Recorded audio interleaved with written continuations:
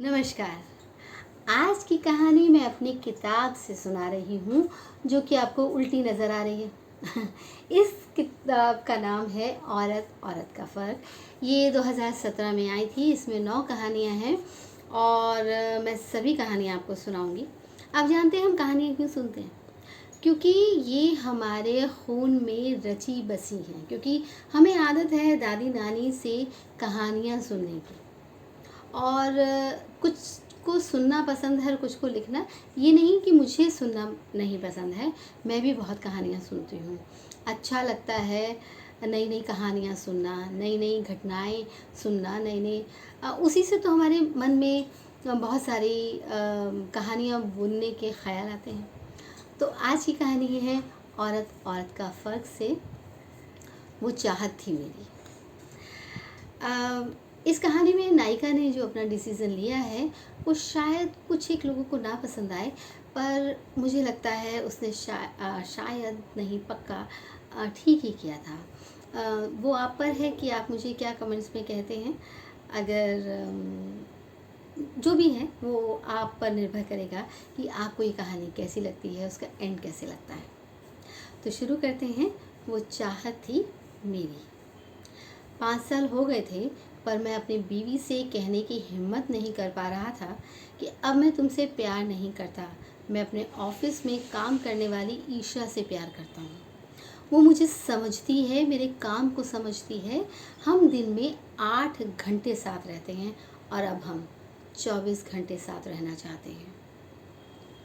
और आज ये तय करके ही घर आया था कि आज या तो आर या पार।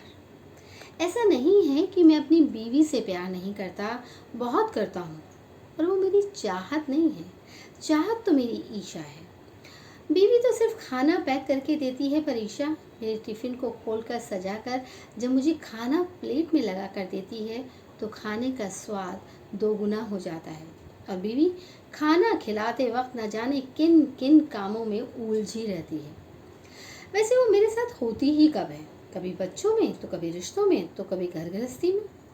मेरे लिए समय ही कहाँ होता है उसके पास। और ईशा, वो काम में भी मेरे साथ है और काम के बाद भी। जब तक घर नहीं पहुंच जाता वो मेरे साथ होती है।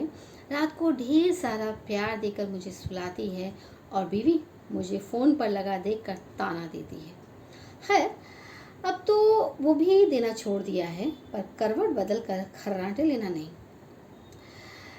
मैं ना अब और सह नहीं सकता हूँ इस महिला को। मुझे बस ईशा चाहिए, बस ईशा।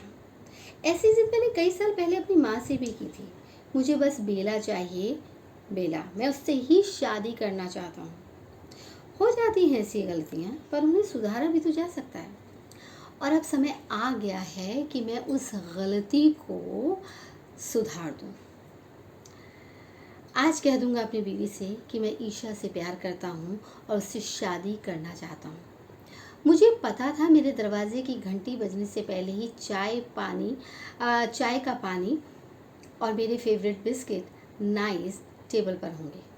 बस जैसे ही वो अपनी चाय और सब्ज़ी की टोकरी लेकर आएगी, मैं उसे कह दूंगा कि सॉरी, अब मैं तुम्हारे साथ नहीं रह सकता, मैं किसी और से प्यार करता हूँ। और मैंने कह दिया। वाह, अपने आप पर हैरानी हो रही थी कि मैंने ये बात इतने आराम से कैसे कह दी।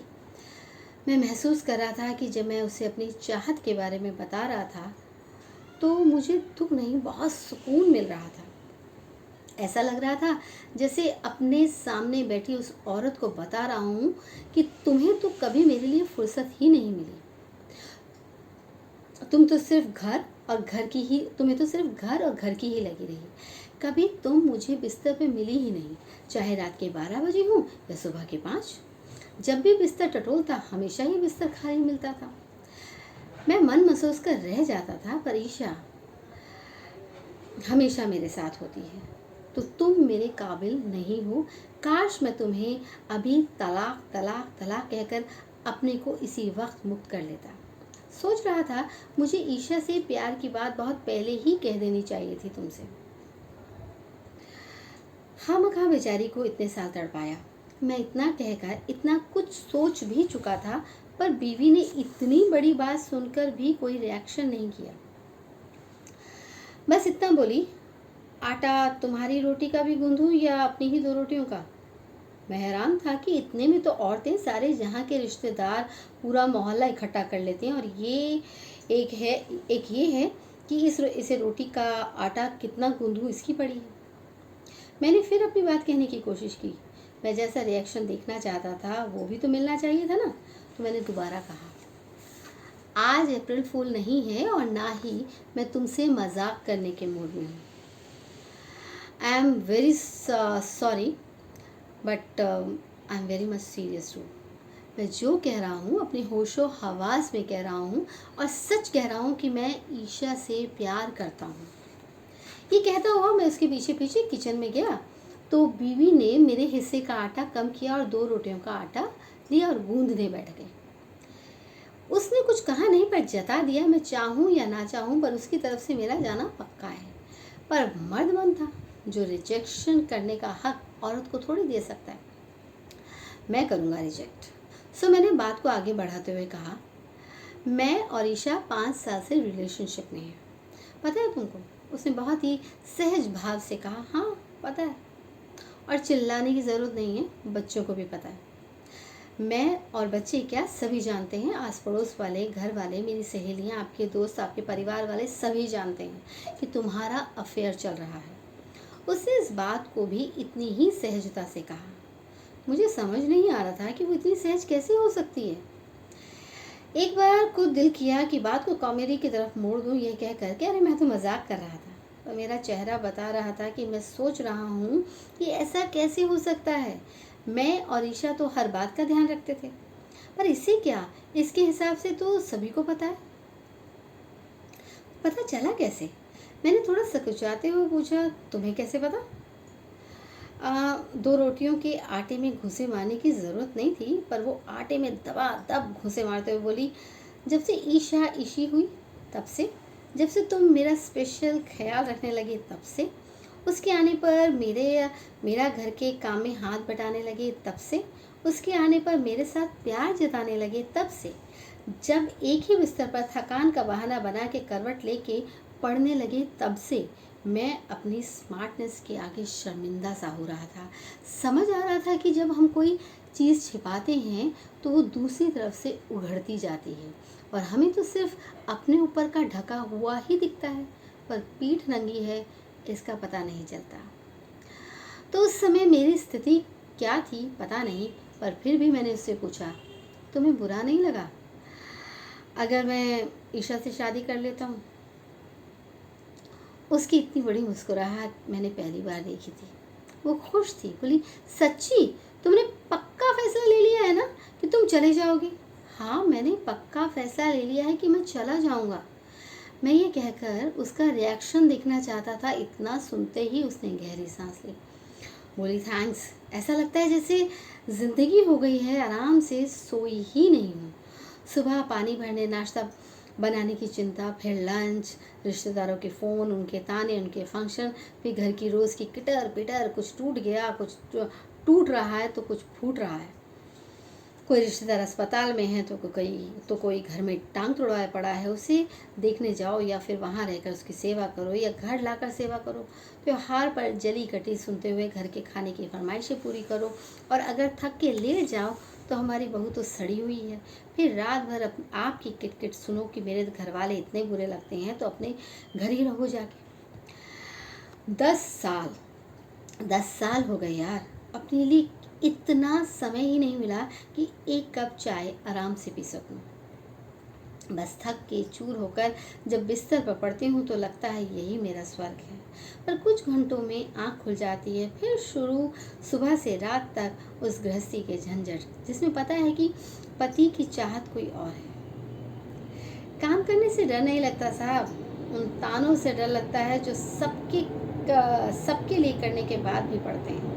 और पति सोचता है कि ये उसकी गृहस्थी नहीं है, वो तो पत्नी अपने घर से लेकर आई थी, औलाद और रिश्तेदारों सहित। यार, बरसों हो गए सुकून से बैठकर अपने से बातें किए हुए। उसने फिर गहरी सांस ली। थैंक्स यार, ऐसा लग रहा है कि मैं बहुत दिनों बाद खुल के सांस ले पा रही हूँ। पता है, तुम चले जाओगे ना तो सबसे बड़ा सुकून ये होगा कि तुम्हारे घर वालों से पीछा छूटेगा। By God! उसको अपने आप में इतना खुशी से मचलते हुए देखकर ऐसा लगा जैसे किसी बच्चे को लंबी छुट्टियां मिल गई हों, वो भी बिना होमवर्क के। मैं उसकी शक्ल देख रहा था जिस पर साफ साफ लिखा था कि मैंने ये अफेयर अपने सुकून के लिए नहीं, उसके सुकून के लिए किया है। मैं सोच ही रहा था कि उसने मेरा बैग सूटकेस पैक कर दिया और एक दूसरा बैग देते हुए बोली, ये तुम्हारी कोई शर्ट और टी शर्ट थी जिनको लेकर तुम हमेशा क्लेश करते थे कि मैंने छुपा दी थी। इनकी कॉलर मुझसे कभी साफ़ ही नहीं हुई। प्लीज़ ईशा को कहना, वो साफ़ कर देगी। गुस्सा तो बहुत आ रहा था मुझे।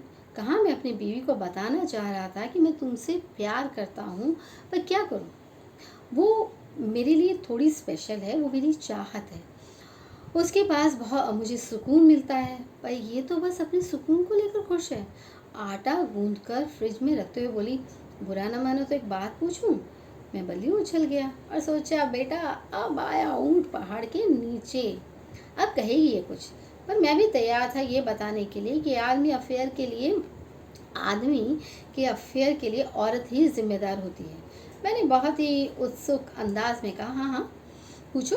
वो बोली, पता है इतने साल बाद मेरा अंडा खाने का दिल कर रहा था और देखो मैं चुपके से ले भी आई और मेरी भगवान ने सुन भी ली, तो आज मैं अंडा बना लेती हूँ। 10 साल हो गए अपने हाथ की अंडा करी खाए हुए। ये कहते हुए उसने फ्रिज से अंडे निकाले और उबालने के लिए रख दिए। गुस्से के मारे मेरी दिमाग की नसें तन गई थी। ये क्या है, बीवी कोई ऐसी होती है जिसे कोई फ़र्क ही नहीं पड़ता कि शौहर कहीं किसी पराई औरत के पास जाए। मुझे शक हुआ कि कहीं मैं अपना सोच रहा हूँ और पता चले कि मेरा नहीं, मैंने इसका रास्ता कर दिया हो सकता है इसका ही अफेयर चल रहा हो, ये मेरे जाते ही दूसरे आदमी के साथ रंगरेलियाँ मनाए। रहा नहीं गया तो ताना मारते हुए मैंने कहा, कहीं तुम्हारा तो किसी से अफेयर नहीं चल रहा ना? कहीं तुम इस इंतज़ार में बैठी हो कि मैं तुम्हें ग्रीन सिग्नल दे दूँ? वो हंसी और बोली, बता दूंगी तो रुक तो नहीं जाओगे ना? ईशा से किया प्रॉमिस निभाओगे ना?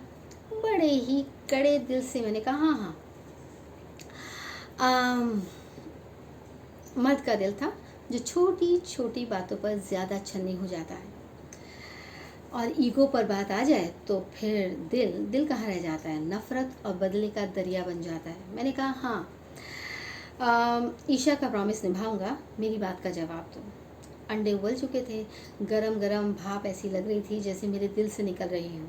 उसने अंडे की छिलकों को उतारा और बोली, यार मुझे एक और आफत सिर पर बिठाने का कतई शौक़ नहीं है। एक पति ही काफ़ी है, जो मुझे ही घर संभालना है, मुझे ही बिजली पंखे शिफ्टिंग रिश्तेदार बच्चे अकेले निभाने हैं, तो अकेले ही रहूँ ना। अकेले देखकर लोग फ़ायदा उठाएंगे तो अभी भी तुम क्या कर लेते हो, कुछ छेड़ जाता है या कुछ बोल जाता है तो डांट तो मुझे ही पड़ती है ना। तो कुल मिलाकर मुझे ही तो सब कुछ अकेले ही हैंडल करना है। कुल मिलाकर मुझे ही तो सब कुछ हैंडल करना है, तो ये आदमी किस लिए? अपनी सारी जिम्मेदारी पत्नी के सिर पर डालकर उड़न छू। तुम्हें पता नहीं तुम्हारे जाते ही मैं कितने सुकून में हो जाऊंगी। तुमने देखा है ना कि इंडिया पाकिस्तान को कैसे झेलता है, ऐसे मैं तुम्हारे रिश्तेदारों को झेलती हूँ।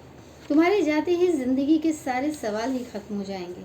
ये क्यों नहीं किया, वो क्यों नहीं किया, ना तो अपनी मर्ज़ी से जा सको ना आ सको, कहाँ गई थी और क्यों गई थी, मम्मी का ये क्यों नहीं किया, तो बहन का वो क्यों नहीं किया, जो मैंने बोला था वो क्यों नहीं किया, तुमने ये साड़ी क्यों नहीं पहनी, जो मम्मी ने कही थी वो क्यों नहीं पहनी, तुमने उसके सामने ऐसा क्यों बोला, वैसा क्यों नहीं बोला। और वो एक एक पैसे का हिसाब लेना, उस सब से पीछा छूटेगा। अब तो आराम से अपने टाइम से उठूँगी, अपनी मर्ज़ी का बनाऊँगी, खाऊँगी, अपनी मर्ज़ी का पहनूँगी। ना रिश्तेदारों का झंझट, ना घर वालों का, सारे शौक़ पूरे करूँगी। सच बताऊँ तो एक बार फिर से जीऊँगी। मुझे ऐसा लग रहा था जैसे मैं शीशे के सामने खड़ा हूँ और अपने आप को थप्पड़ पर थप्पड़ मारे जा रहा हूँ। उसके चेहरे की खुशी मुझे अच्छी नहीं लग रही थी। उसने मेरी बात का जवाब दिया था कि इतनी आज़ादी के बाद अब वो बंधना नहीं चाहती। यार एक बार शादी करने की गलती कर चुकी हूँ, दोबारा नहीं करूँगी। फिर ठहाका मारकर बोली, यार दिखती बेवकूफ़ हूँ पर हूँ कतई नहीं। उसने ही कहकर उबले हुए अंडे का एक पीस मुंह में रखकर ऐसा मुंह बनाया कि मेरे मुंह में भी पानी आ गया। महसूस किया कि मेरी आंखों में पानी था। इतनी बेइज्जती। मैं अपने मन में झांक रहा था कि मैं ईशा को प्यार करता हूँ। नहीं, मैं ईशा से प्यार नहीं करता, मैं अपने सुकून से और आराम से प्यार करता हूँ, जो घर गृहस्थी की व्यस्तता में मेरी बीवी नहीं दे पा रही थी। वो मैं बाहर ढूंढ रहा था, पर मैंने कभी सोचा ही नहीं था ये सब वो किसके लिए कर रही थी। वो जिम्मेदारियाँ मेरे लिए और मेरे कारण ही तो थी। मुझसे छुटकारा मिलते ही वो एकदम फ्री थी, ईशा की तरह। सामान मेरा बन चुका था, मेरी रोटी का आटा भी नहीं गूंदा था। वो अंडे उबाल चुकी थी और मज़े से खा भी रही थी। उसने अपनी आज़ादी का झंडा लहरा दिया था। मैं अब वापस आना भी चाहूँ तो नहीं आ सकता था। मैं सामान लेकर निकल पड़ा। ईशा का फ़ोन आया, मैंने काट दिया और निकल पड़ा ऐसी जगह जहाँ कोई आईना न हो। मर्द हूँ, कोई आईना दिखाने की कोशिश करे तो अच्छा नहीं लगता, क्योंकि हमें गलत को भी सही बना देने की कला आती है, पर आईने को झूठा बना देने की कला नहीं। तो कहानी यहीं पे ख़त्म होती है। वो चाहत थी मेरी। इस कहानी में बहुत से लोगों को पत्नी का ऐसा रूप अच्छा नहीं लगेगा। हो सकता है कईयों को अच्छा लगे भी। वास्तव में ऐसे एंड नहीं होते हैं, पर जब ऐसी स्थिति आए तो ऐसे एंड हो जाने चाहिए, ये मेरा मानना है। बाकी आप पर है, आपकी कमेंट्स मुझे बताएंगे कि आप क्या सोचते हैं। तो इसी बात के साथ मैं अपनी बातों का भी अंत करती हूँ और चाहती हूँ कि आप भी अपने प्लॉट्स, अपनी कुछ पंक्तियाँ मुझे भेजें, जिससे मैं कहानी बुन सकूँ। और अभी सिर्फ 9 कहानियों की सीरीज़ में अपनी किताब से आपको सुनाऊंगी। खुश रहिए, यूं ही कहानियाँ सुनते सुनाते रहिए। Thank you.